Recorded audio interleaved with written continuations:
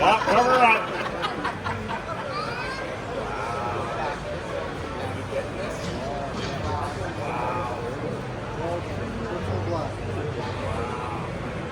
V code 446 back, 4 speed.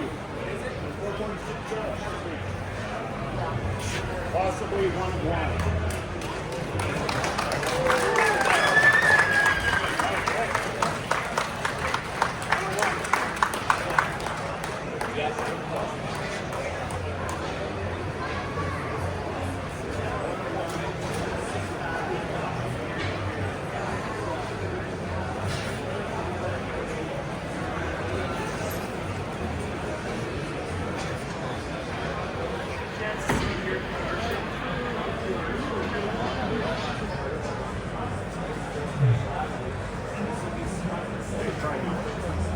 You might not have to turn the key. The car has power, I believe.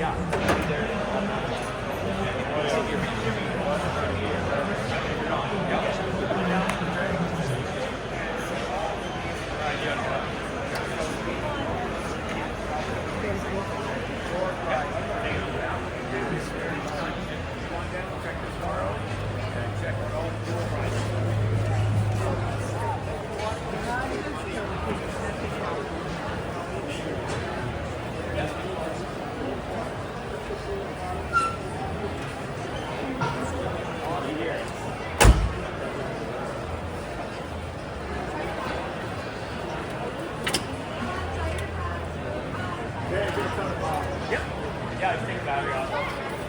So you're going to take anything from the car? Okay, here's the mic. I'm going to get the sign. Oh, okay. I'll get the sign. Hey everyone, Ian here, Matter Media. I'm trying some trick mirroring here. You can see me in the background here in this Roadrunner. Well, we're at the 63rd annual Draggins Car Show, and we did the unveiling today. Gary the Gear had it live on his YouTube channel. We are super grateful for Shane and the rest of the Draggins crew to allow us to do it. It was the first time they've ever unveiled a car here, ever. So to be part of that is super cool. So now we want to give you the story on the car, and the story needs to be told. And what a better setting than this. All right, so here's what we got. If you've watched the unveiling, we have a 70 Plymouth Roadrunner Convertible, but it's a 446 pack 4-speed car.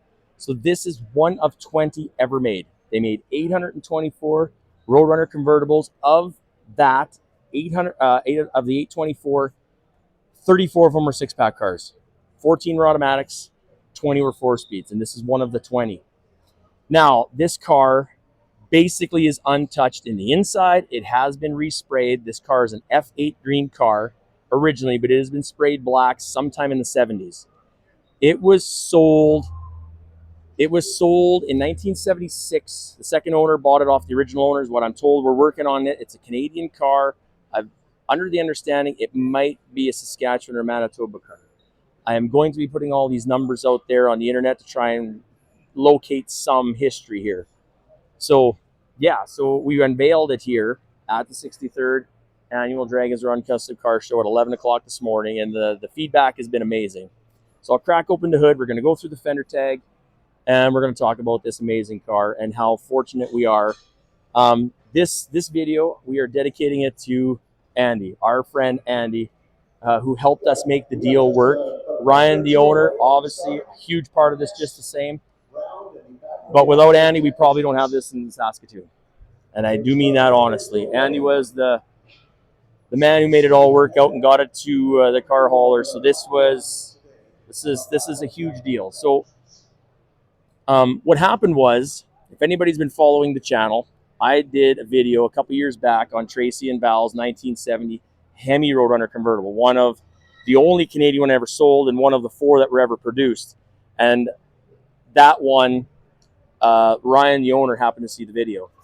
He messaged me through Facebook and said, I have a similar car and I'd like to sell it. If you knew anybody or, talk about it, are you interested? And I said, absolutely. Send me your, I send him my cell phone number, and we talked for hours, and it was a great conversation, and I thought, we might have a chance to get this car. So long story short, Rick bought it. Riv's Classic Car Toy Box. Now, as this video comes out, we are moving to a new location. We are going to be at 2634 Faithful Avenue. We are growing, expanding. We are offering restoration parts. We are offering mechanics availability. So we're going to work on classic vehicles, and we're going to be buying and selling classics. So this car is going to be the showroom. So if you haven't seen it at the car show, you are more than welcome to come down to Riv's by the middle of June. So this is taped on August 17th, or sorry, April 17th. So again, we got some weeks to get ready, but this is where you're going to see it next. From here, it's going to go to the shop. Anyway, so yeah, so Ryan and I hit it off. I got a FaceTime the next day, and it didn't work out so good. The weather wasn't great, and the timing was off. But Rick and I talked about it and said, if we have a chance to get this car in Saskatoon, let's do it. So we worked with Ryan, we worked with Andy, and again, Andy worked tirelessly to transfer information between Ryan and us, and it was amazing. So I'm going to open the hood. The 6-pack is on its way. It is not bolted onto the car right now, but let's crack it anyway.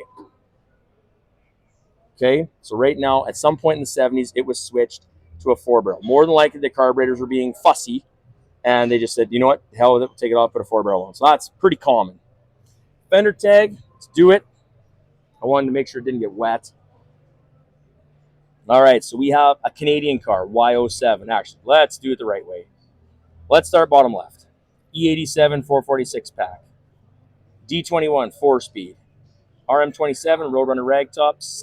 V is the 6-pack. 0 is 70. G is St. Louis, and then the serial number 141321. F8 green is the body color. P6X8 is our interior. TX9 door panels. A13. I'll have to look that one up. I apologize. V3X black ragtop. A33. It's a 354 Dana 60 rear end. C16 is buckets console with the C55. They typically go hand in hand. So C16, C55.